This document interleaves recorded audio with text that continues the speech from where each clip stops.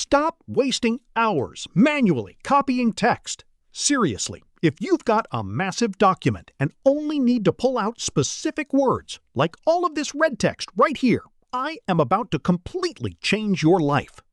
Today, we are automating Microsoft Word with one genius VBA hack that feels like absolute magic.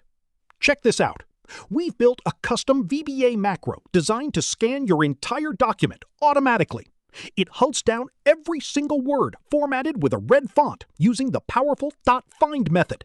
No human effort required. Zero.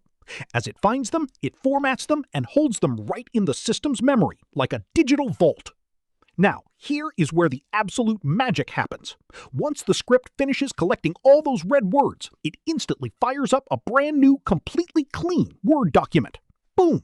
It pastes everything perfectly right into a neat, flawless list. Just look at that speed. Imagine doing that manually for 100 pages. Absolutely not anymore. To wrap it all up beautifully, the macro autosaves your new file right next to the original, perfectly labeled so you never ever lose it. This is next-level Word automation at its absolute finest. If you want to steal this code and completely skyrocket your productivity, smash that like button, subscribe for more insane tech shortcuts, and drop a comment below.